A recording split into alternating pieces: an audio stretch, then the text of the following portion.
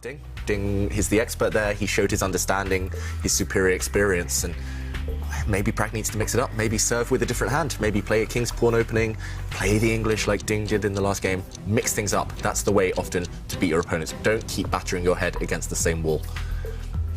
And yeah, we're waiting anxiously for this first move. Tension before game 3 starts. They are both ready. I have to say, Ding now.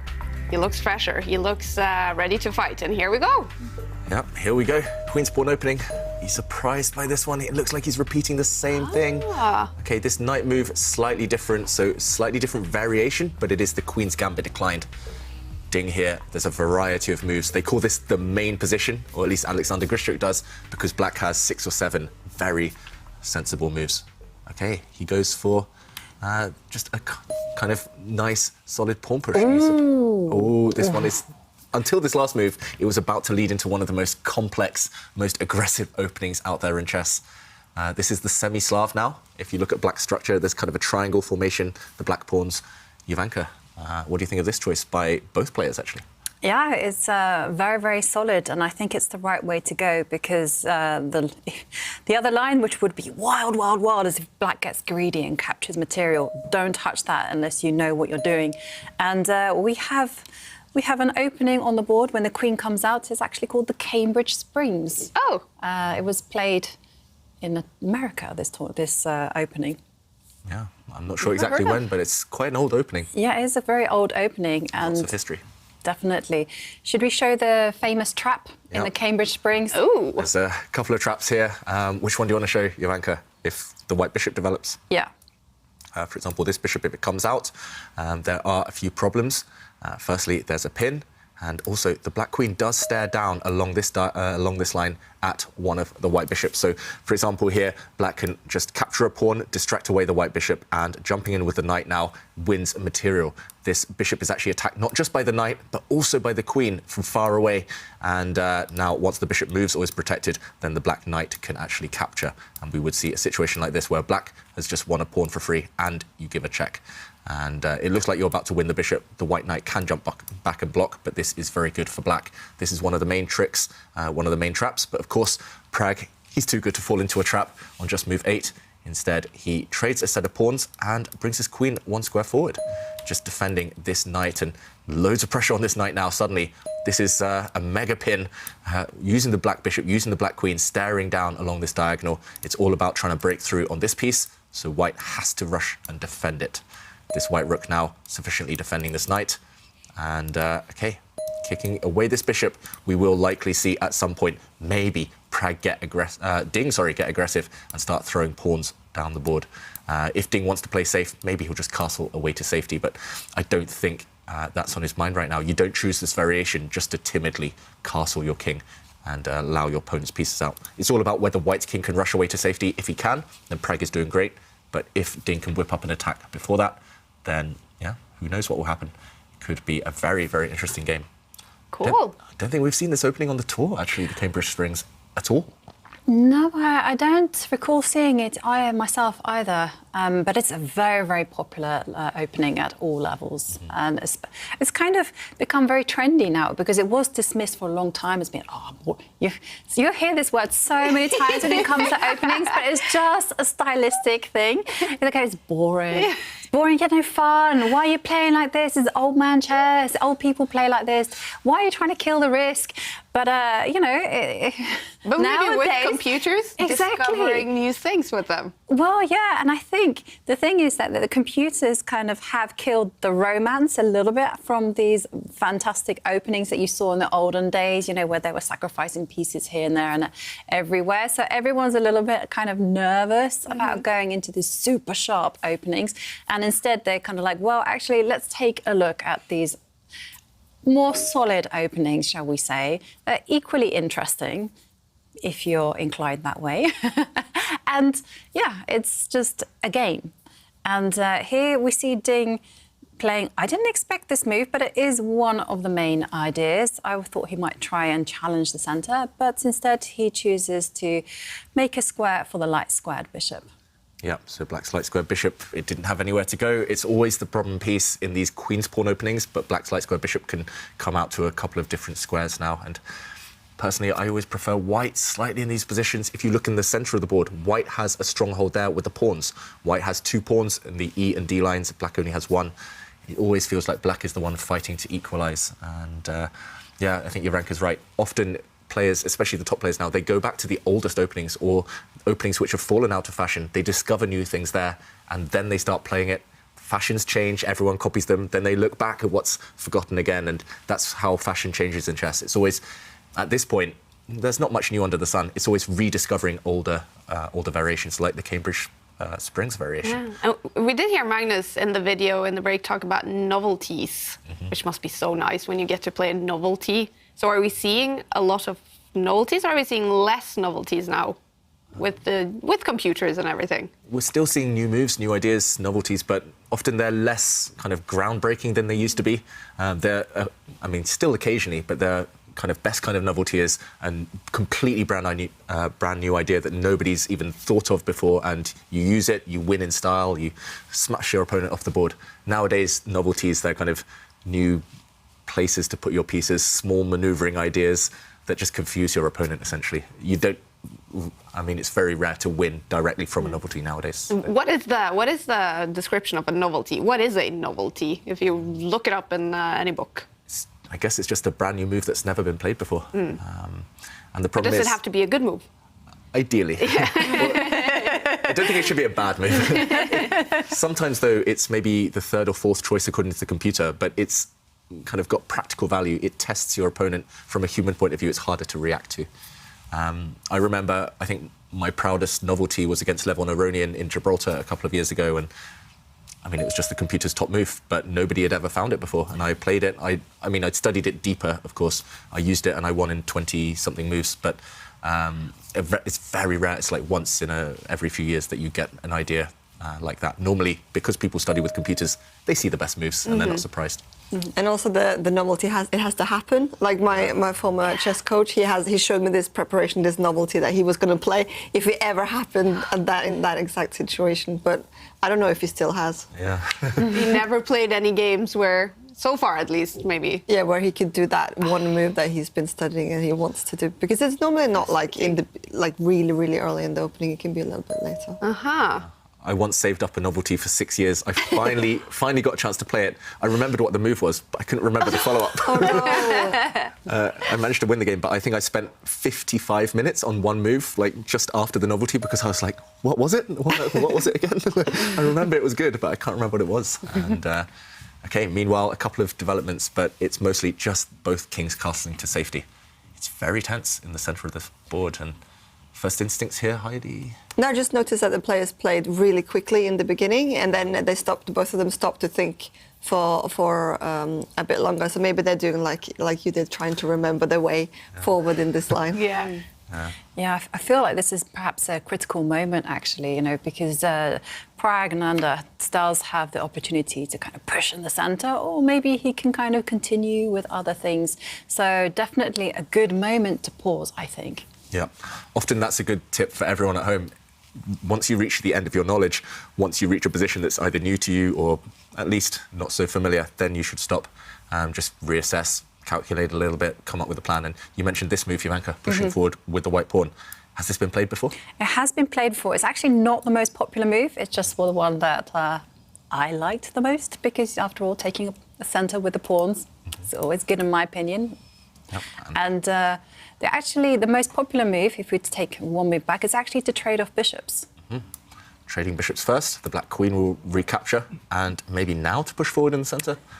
Yeah, actually, yes, that's an option. But the most popular move, again, we're talking about margin of, there's 9 games in database, 5 games. White is actually played in a really sophisticated way, offering a trade of queens. Wow, OK, interesting. So the queen's now staring at each other. If black takes a step back, maybe the black queen's on a worse square. But if black does say yes and trade the queens, then, OK, white has some pressure along this line, and maybe white will gain a bit more space. For example, actually, the black bishop is lacking squares. If the black pawn pushes forward, maybe now you kick it to the edge of the board, and the black bishop here is not a very happy bunny. Also, I mean, this black knight is almost trapped as well. It has to take a step back to some worse squares. So really interesting. in the current position. Will Pragg just try and trade everything off, head towards the endgame, and trade off the bishops, then offer that trade of queens, as we mentioned? Or is he going to be more ambitious, maybe, keep all the pieces on the board, attack this knight?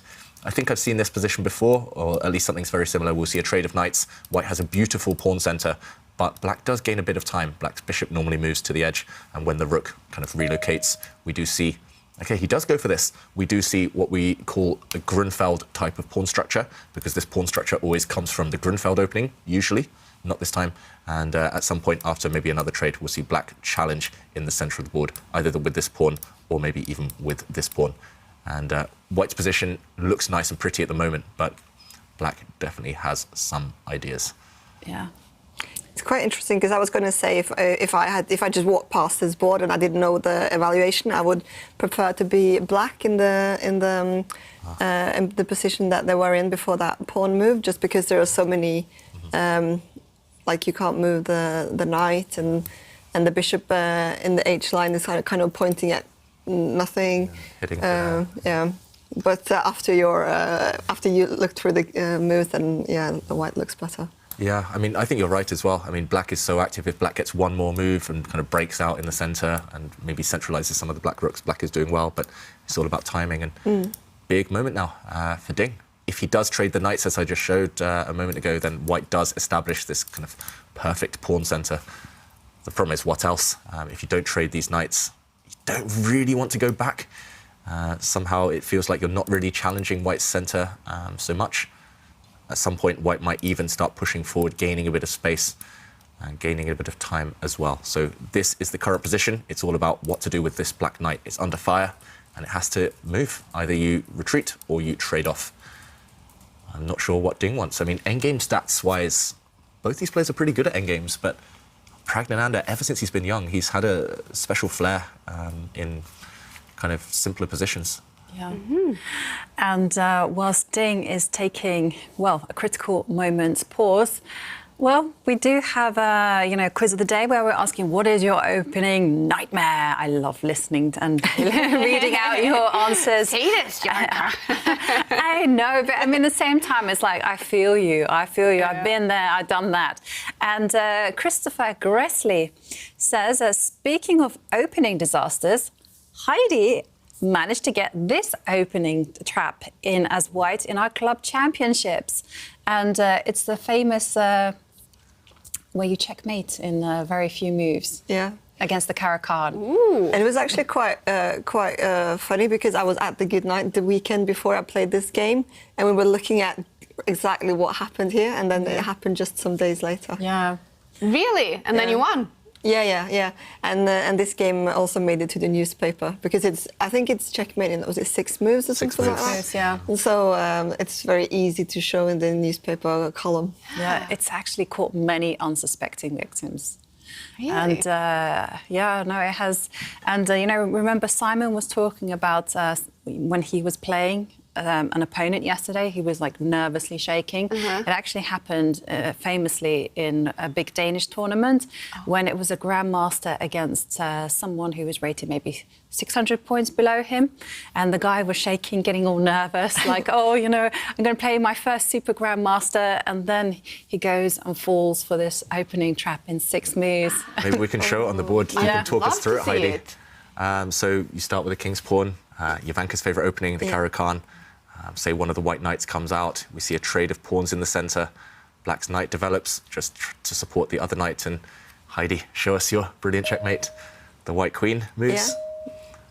And it's like the most natural move on the board. And there it is. Yeah. Maybe the viewers want to see if they can see it. Yeah. It's checkmate on 1 move. Pause this video just for a couple of seconds if you want. It's white's playing checkmate in 1 move. Kaya. Yeah. Well, I was going to say, tweet us your answer using the hashtag #ChessJams. It's a check. I need help. It's a check. Oh, okay. Got to get the black king. We'll catch up with the game in a moment. Using the knight. Yes. Nice one. And sorry if you've just tweeted in, but I think we should show it on the board. We should, Yeah. yes. It's so beautiful. The white knight actually jumps to a square that looks like it can get captured, but due to a pin on this line, the black pawn cannot actually move. And it's a bit of a smothered mate. The black king is trapped within and behind its own pieces.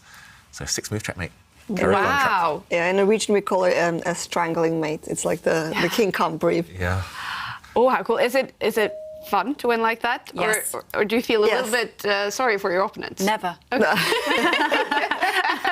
I am sorry for the brutal honesty, but it's always delightful to win by checkmate. Yeah. Very cool. Yeah, you've got to be ruthless in chess, especially when it's quite a pretty checkmate and an unexpected one like that one. And meanwhile, back in this game, we did see a trade of knights, as we indicated. So white has established a really nice pawn centre, and it's time for black to start chipping away at white's central pawns. You can't allow white to kind of control the centre this too much longer. If white controls the centre, maybe then we'll see a build-up of an attack against the black king. Maybe the white pawns in the middle will continue pushing up the board. Ding, now over the next few moves, it's really critical moments. He needs to push one of his own black pawns, or at least needs to trade some pieces in order to challenge those two central white pawns. Yeah, and talking about trades, I would probably just swap those light square bishops off immediately, because one of the patterns that I'm kind of terrified of is if the white pawn in the center, the E pawn, were to step one square forward, and the light squared bishop were to remain on that diagonal, so moved away from attack. For example, here. Yep, and suddenly this bishop is a monster piece. You know, it's the anchor man or anchor lady to any light square attack. And that is why I'm very relieved for Ding that he actually swapped those bishops off. Yeah, one common checkmating idea is to lift the queen up, and along this diagonal you kind of sneak into the black king and you trap it. So, yeah, the bishops did indeed come off the board. In this position, we saw Ding just trade off the bishops, and now he moves his rook across. And I said it was kind of high time to start pushing one of these two pawns forward. Ding is keeping Pragg guessing. He's just saying, OK, I might throw the black c pawn forward to trade off here and open up a line for this black rook. I might throw the e pawn forward and trade off here to open up a line for this black rook. But you can guess which one I'm going to choose depending on what you do. And now Jovanka's idea of pushing the pawn forward, still a bit tempting, but at least now there won't be a checkmate along this diagonal because white has lost, well, he's had his light squared bishop traded off. And another piece that wants to rejoin the party, maybe this bishop hitting thin air. It's just about what to do now as white. It looks really beautiful aesthetically for white. All of his pieces are great, but what to do next? One argument could be maybe pushing this pawn forward, creating a nice kind of trio here.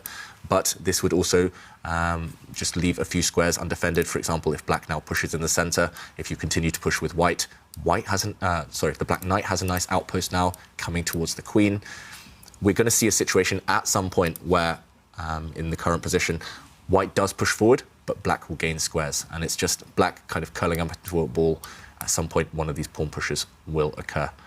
It's like mind games in a way. It's kind of Ding saying, OK, you come at me, I'm ready. And Pragg saying, I want to come at you, but I'm not sure how. And, maybe it does involve pushing this pawn. That would just be too tempting for me. But either way, any pawn pushes require commitment. So advantage Ding then, slightly? Psychologically, maybe. Yeah? But I think objectively on the board, I would prefer to be white just because the pawns look so nice in the middle. It's just what to do with them. That's the big question. Yeah, I was going to ask you about Ding's strategy, because, you know, we can't forget that Praggnanandha's so young. And one of the traditional stereotypes is when you're playing someone who's young, well, you know, they get a bit over-ambitious, they get over-eager, impatient. And by adopting this kind of solid as a rock formation and waiting for Praggnanandha to do something, is he kind of tempting him to making a commitment, and then maybe play will become easier for Ding? Yeah, quite possibly. I mean, my kind of go-to strategy in rapid and especially blitz chess is actually to do nothing, just make sure everything's protected, curl up in a ball, and my opponents always burn time on the clock because planning is actually the hardest thing. I mean, the top-level players, they calculate so quickly, but when you kind of formulate a plan that kind of requires 4 or 5 moves, you have to consider the opponent's ideas, that's when they really do burn those valuable seconds. And that's what Praggnanandha's doing now. He spent 3 minutes on this one move. He has lots of good moves, lots of decent moves, lots of interesting plans, but just choosing among the different plans, that's the hardest thing in chess. There are no attacks, there are no variations to calculate, really. There's no threats. You just have to choose one plan and stick with it. But yeah, he's dropping down a bit on the clock. And I think that's Ding's tactic, to answer your question, Ivanka. Ding, he's just happy, I think, to see Pragg thinking. Yeah.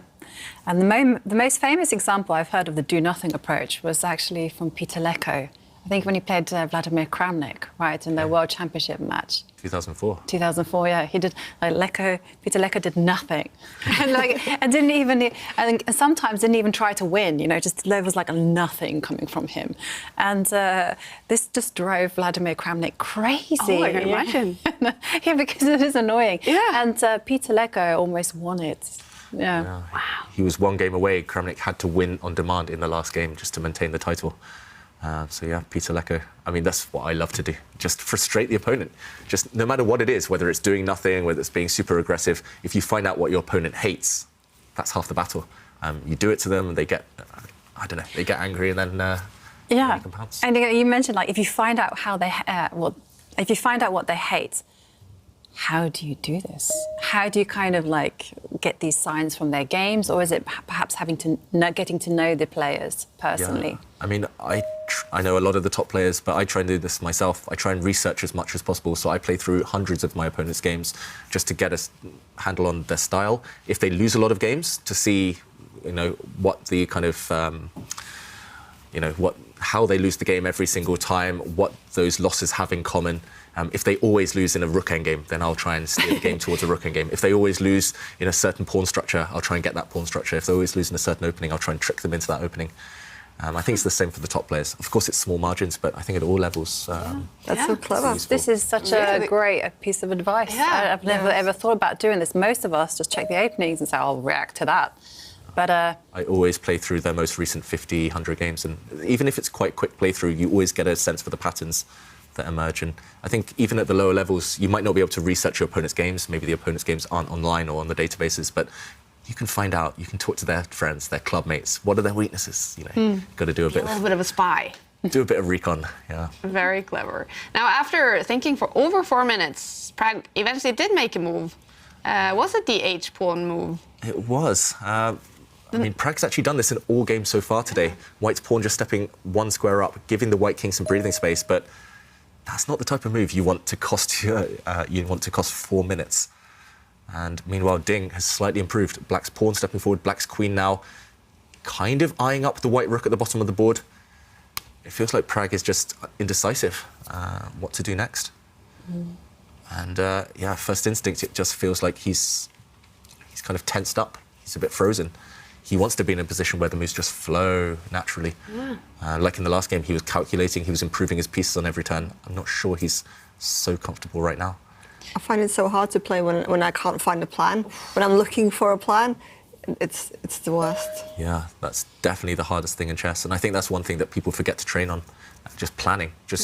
That's why you should always kind of read through books, read through magazines, especially when the players talk about their own thoughts. Just put the position on the board and see, oh, how would I approach this position? What do I think first? And then if you can read the top players, their own thoughts and kind of compare it to your own conclusions, that's a good way to train. And I guess the saying goes, a bad plan is better than no plan, but I heard it's a controversial saying. That is very controversial, yeah. It's one where you probably need Ty to do the statistics, where someone had no plan.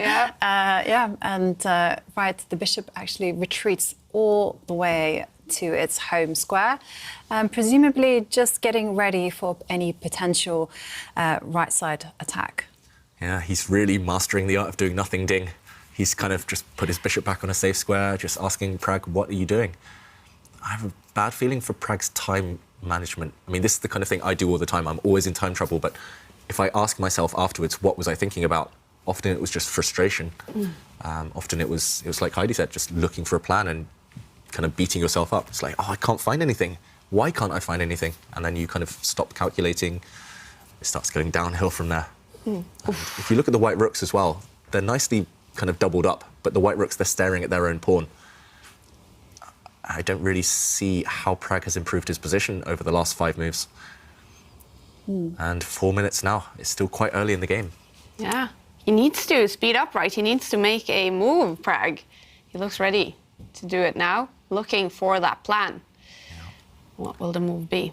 But time management is so difficult as well. Yeah.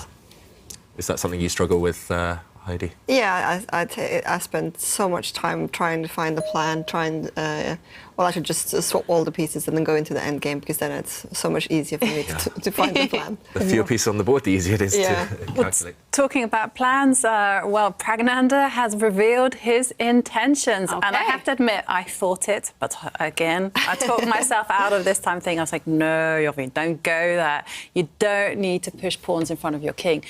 And what made me a bit hesitant was that white doesn't have too many minor pieces, and that light square bishop missing.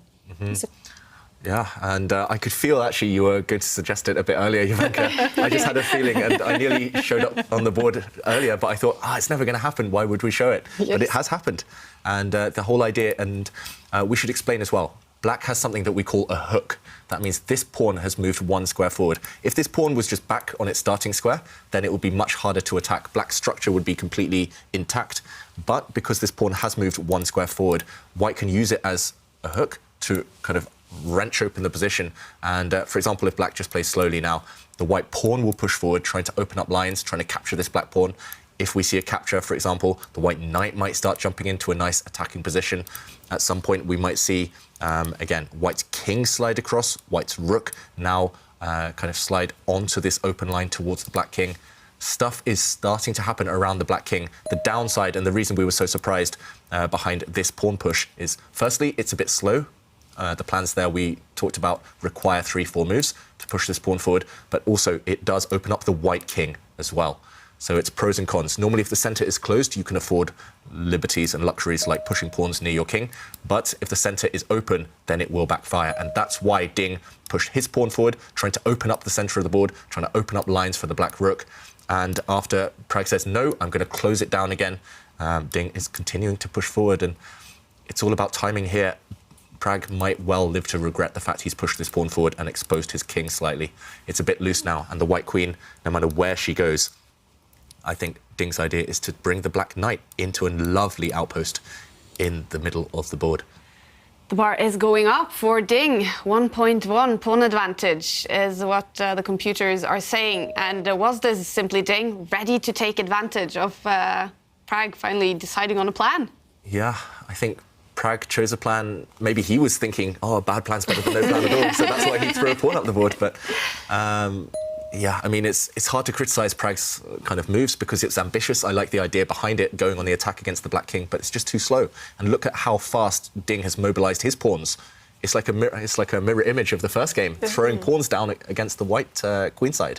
I was going to call it brutal Beth. You know, it's going to be almost a repeat, actually, if that pawn is allowed to start marching even further.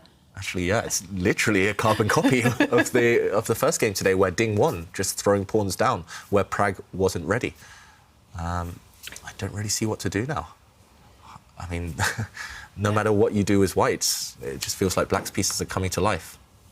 Wow, what a strange day. The black seems to be the pieces to have today. Yeah, I think that's quite interesting, and I'm wondering if it's because, you know, when you play with the white pieces, you're expected to have a little advantage, or you should try to win when you're playing with the white pieces, and maybe the players are pushing too much or not finding the plan properly, and it's actually a good thing to be black. Yeah, yeah. It's easier to kind of just sit and do nothing and counterattack as black. And I definitely feel Pragg, we talked about that pawn push going on the attack. That's because he's white. He thinks, I've got white, I need to win, I need to attack. But then sometimes you lose objectivity. And, OK, we did see a quick trade of pawns, white's knight jumping into the centre, attacking a black rook, but that black rook happy to slide across and support Beth the B-pawn, Jovanka. You're liking it. I'm loving this. It feels a little bit cruel, though, to Pragg that it's the same pawn that bothered him on game one is now fully there in pester mode. It's ready. Game 3. It's really rare that happens, actually. Super rare. Yeah. Yeah, you very rarely see one player fall to the same defeat twice, in a way. And the reason we say that this pawn is so dangerous is because you simply can't take it. If you take this pawn right now, then the black bishop comes along and, whoops, that's a skewer. The white queen has to move. The white rook will drop behind it on this diagonal. So, OK, Pragg is trying to bail out and trying to escape from this really difficult situation by offering a queen trade. I'm not sure Ding's going to accept. Even if he does, I think it's quite good for black. But at the very least, you can push your pawn forward, 2 squares away from promotion now, and you can block the queen trade along this diagonal in the process. You could also make an argument for just trading queens, the very simple approach, and then, for example, bring the black knight into this nice outpost. Maybe now, if you're feeling greedy, you could grab a pawn.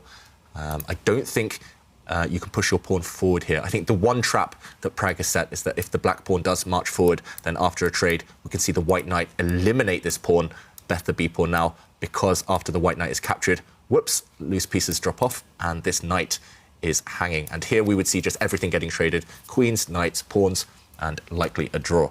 So I think that's what Pragg's idea is, but Ding, to trade or not to trade? What would you do here, Heidi, Ivanka? Well, I just took a look at the computer, and the computer says both of those moves winning. Both winning, wow. And he does trade, and he does grab a pawn. So no more bet the b pawn. We have 2 Charlies. What's the c pawn? Charlie. Charlie's a good one. Double Charlie. And black is a pawn up temporarily. White goes after one of the weak pawns, the doubled pawns at least, and now black leaping in. I'm not such a fan of what Ding has just done, I must say. He's kind of banking on the fact that these pawns, or at least one of them, will stay alive. But if one of them falls, maybe the other one will as well. So, OK, he's counterattacking against this central pawn. OK, developments, a capture and another capture. Black is just 1 pawn up for free. It's one-sided traffic. Yeah, definitely. And I was just going to say that the rook probably is forced to attack the knight. Yep. Because black could even think about attacking the bishop with the pawn. Yep, at some point, black's pawn can come forward, attack this bishop, which is offside on the edge of the board. First now, you can just move your knight, any safe square, I think. This one, and yeah, eventually, this 1 extra pawn should tell. Still some hard work to get it through, to start pushing it. But yeah, a pawn is a pawn. Yeah, I've been really impressed by Ding's handling of the black side of these openings. You know, first of all, his first game was a fantastic model game, and this one is also a great example of just outwitting your opponent from something where visually it looked quite good for white, and he did nothing, and then he made small improvements here, and then suddenly he's winning. And some people actually, my teammates tell me this is how I play the Caro-Kann. Having like a position which they look at and they go, that's disgusting. and then when they come back and move forward, they go, I don't know, but she's up a pawn. Yeah. And now she's grinding it out. How did that happen? That's exactly Ding's strategy in this game, pretty much. I know I'm going to go back and study this opening a bit more because I don't really know what white went wrong, like where he went wrong, what he could have done instead. I mean, it's a bit like the first game. Pragg didn't really blunder. No. He just had a big disadvantage a few moves later. No. It's hard to explain sometimes. It is a bit difficult as well. And I do know that this particular opening is very, very trendy. And it was actually recommended by Sam Shankland in his Semi-Slav Chessable course. And there's actually, for those fans of the Slav, there's actually a new Chessable course on the Semi-Slav being released by Seth Thurman. OK. So more great stuff coming from everyone at the team at Chessable. Absolutely. All right, well, this one, Ding Liren, maybe is he heading for another win with the black pieces and putting Pragg in another comeback situation in game 4. Still 1 game to play in the first match today after this game. The knight moves. Yeah, the knight steps back. I guess the idea is to just go over and blockade black's extra pawn. Black's c-pawn is the dangerous one, so maybe the white knight wants to go and park itself in front of that pawn. But you can tell on Pragg's body language suddenly less optimistic. There's no shaking, there's no energy that we've seen from him.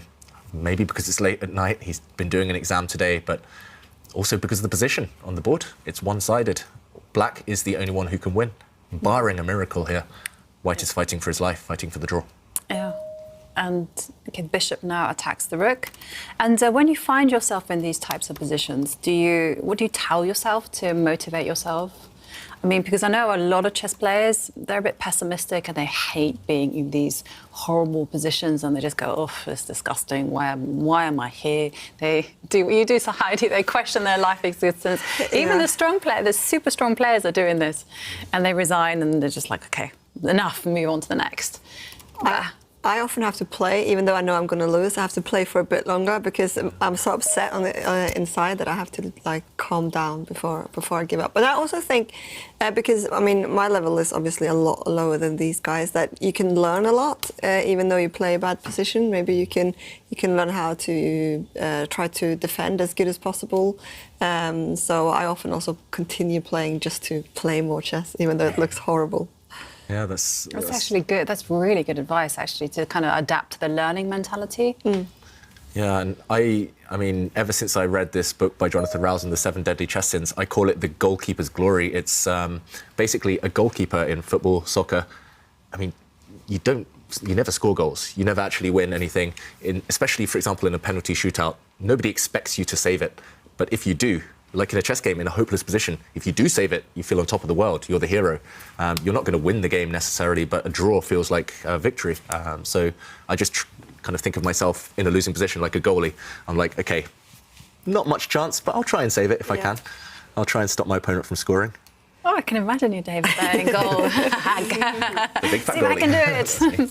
And I especially think in like if you're a beginner, you have to play no matter what. If you're playing against other beginners, because I've seen so many games that look like they were 100% won for one side, and then the other one wins. Yeah, you always learn something along the way anyway, in terms of defence or how to finish things off. Meanwhile, Pragg, he didn't look happy there a minute ago, just rubbing his eyes, but he has at least blockaded Black's extra pawn. Black's c-pawn, for now, can't move. Problem is, this white knight's not on a stable square. This white knight can get kicked away by Black's rook or by Black's bishop.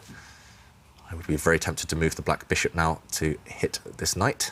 Oh, he does not look happy. Pragnananda, the bar, all the way up for Ding Liren. Is he going to win another game here? It's certainly looking good for Ding. And, well, the move that David recommended is on the board. And, well, Pragg is in full goalkeeper mode. You know, knight was attacked, had to be defended. Yeah. And here, question for Ding, how to progress, how to kind of, you've got the 1 pawn advantage, how to keep that momentum going, how to really kind of try and kick Pragnananda while he's down, especially while he's got 1 minute on the clock. And a couple of options here. I mean, first thing that comes to my mind is just keep things simple, get rid of the blockader of your pawn. Knights are the best blockaders, so eliminate it, and why not just get greedy? Grab this pawn, 2 pawns up. It still takes a lot to win this, actually. These pawns, they don't run that quickly, surprisingly. They will be stopped by the white rooks, but 2 pawn advantage, no risk at all. Should be winning, I think, long term.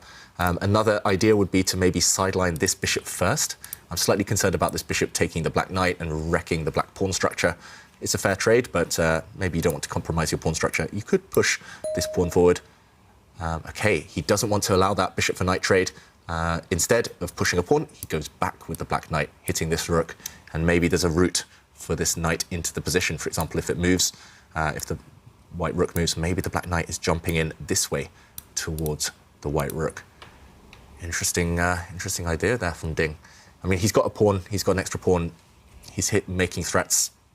He's the one in control. 3 extra minutes on the clock as well. It's just hard to imagine Pragg saving this in any world at the moment. Less than 30 seconds now for Pragg. Okay, and he retreats his rook 1 square. I like this one, at least it stopped the black knight going to the other square I mentioned because the white rook was attacking Black's c-pawn. So Black's knight now on the defensive. Oh, what's that white bishop doing? You mentioned it, Heidi, like, what was it, 20 moves ago? That white bishop, it's just been sidelined, actually, on the side of the board. Ooh, pushing forward. That pawn's going nowhere, but at least it's not targeted by the black rook. Look at Pragg. It seems like he's just finished with this game, planning the next one. Or does he look tired? I don't know. I think he looks tired. I think it was this exam to get up.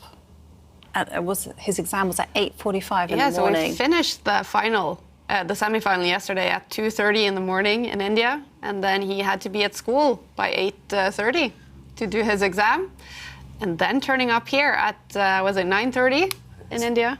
I think it's, what is it, past midnight now? It's not easy.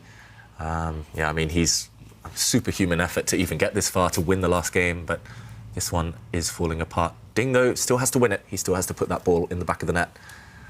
How to do that? I mean, the black rook now on the second line, on b2, could just take a step back, kick away this white knight. As soon as that black pawn starts motoring, it should be game over.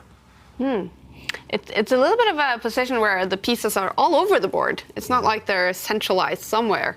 Where is sort of the main area for Ding to get that win? I think it's all about that black c-pawn. Actually, if you forget the white pieces for a moment, if you only look at black's army, they've all gravitated to the b and the c files. So that's where black's kind of focus is. He doesn't need to worry about the black king. Queens are off, there won't be any attacks. So black's focus is now on the b and c files, but especially the black c-pawn. That is the potential winner, that's his extra pawn. White's army, you mentioned there, Kaya, White's is the one that's actually a bit scattered. There's less coordination and harmony, especially that white bishop on the edge of the board. White's rook in the center looks nice and pretty, but not really doing much, and there we go. The blockader is getting kicked away, and the white knight now on the edge, eyeing up the black bishop, but the black bishop can just move. Maybe you don't even need to move it. Yeah, I thought she can also be supported as well by a pawn. Yeah. So the choice is in Ding's hands. Yeah. I'm starting to understand why Pragg has given up hope. It just looks, I mean, completely lost, unfortunately. The black bishop attacking White's rook. The white rook will step up one square. Oof. Yeah, maybe the black pawn's coming now. Maybe the black bishop can move. Okay, there we go. The pawn does advance. White's rook in front of it is completely cut out of the game. White's rook now, and the white knight in the corner, just immobilized. Well, 30 seconds for Pragg. He's going to keep fighting, right? It's not like he's going to give up right now. I think until that black pawn continues to break through or until something else drops, yeah, you're only one pawn down for now, so keep fighting. The computer does say +5 nearly, so that means that it's almost hopeless, but in human terms... 9 seconds for Pragg. It's not much time. It's always very nerve-wracking when the players let the seconds tick down. Okay, so the rook moves across, you know, potentially setting up a trap. As the two rooks eye each other out, there's... unfortunately, I think this might be the killer. Black's rook is just removing the blockader off his c-pawn. White's rook now on the c2 square, stuck. If you trade off rooks, Black is just going to create Beth the b-pawn again and going to queen that pawn again. And there we go, we have a result. Ding takes it. Wow, it's over. Again, with the black pieces, Ding wins this game to again take the lead in the match in the final.